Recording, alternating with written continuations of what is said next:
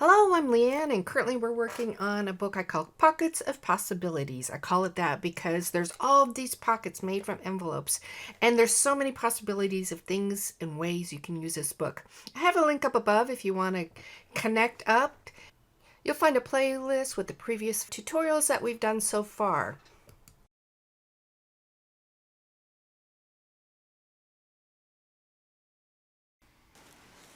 Okay, now we're going to be focusing on the spine of the book. This is one of the chunkier ones of these types of books that I've made. I wanted to show you a way that you can do that.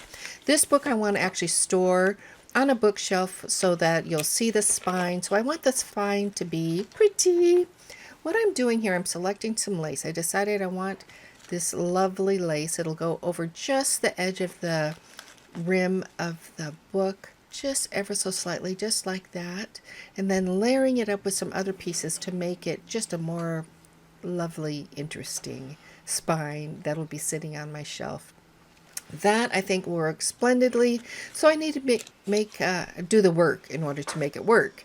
And that is sewing these two pieces together. When you sew lace like this together, it's fine. You want to work in the thicker areas. Sometimes the thicker areas, they are a little bit harder to pull your needle through, but it's very much doable. What you want to also keep in mind is that very end, because you might be trimming a little bit of the lace.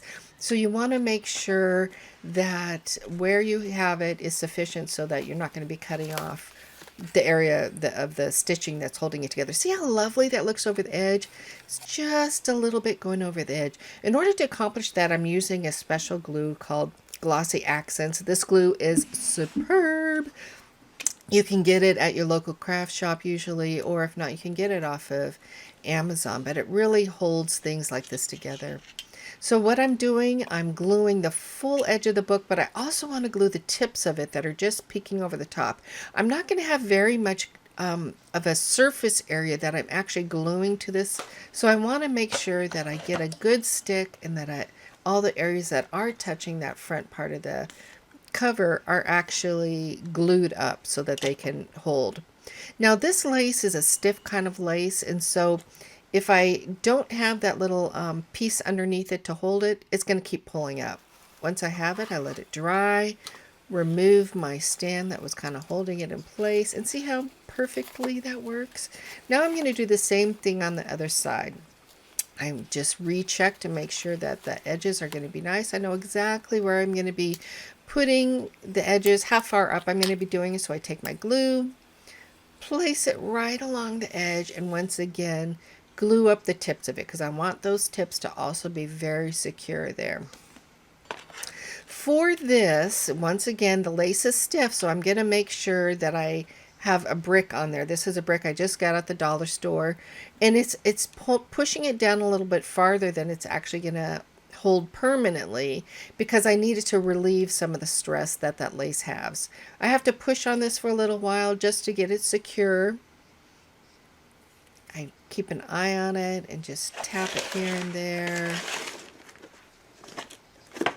And then I kind of busy myself just a little bit because I know that I need to watch to see if any of those little scalloped edges pop up. And here they have. So I press them back down, busy myself a little bit more because I know this is an important point and an important time to get this down. I use my fingernail area right there rather than my fingers because I know as it touches any glued area, my fingernails are going to slide along that area more than pick it up and cause a problem with the area. Once I'm confident that all those areas are pushed down and that they're actually going to dry how I want them to dry, I step away and I let it dry. I do the front here and I managed to not video it. See that on the left hand corner, that bright spot? That is a magnet. In the middle of the screen here you'll see the magnet pack. It has a positive and a negative, and they're very thin magnets. Once again, you can get them off of Amazon, but I put them on the front. So I have one on the front of my cover, then I have one right there on the piece of lace that you see, and I'm going to put that on two parts, one here and then one on the other side of the book as well. On the back, I have a different plan, and what I do, I just secure the lace permanently. I don't need another magnet there. I just need to glue it up nicely. Once again, I have my weight, but I want to make sure I know exactly where I'm putting my lace so that I have the proper tension. Once I have that tension figured out, I can go ahead and pull it apart. Not pull it apart. I can release the ribbon, and then I can go ahead and glue that up.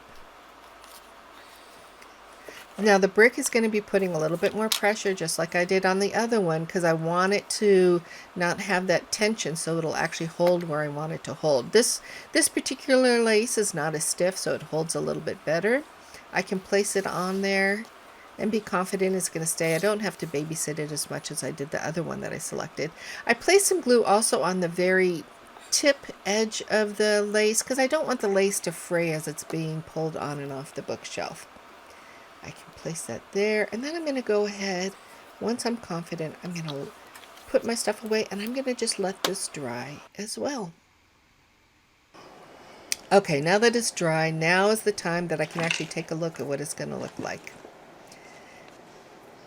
Now remember, I'm going to put this one on the edge of a bookshelf, just like I would any normal book. The original one I made to go just lay flat on a table.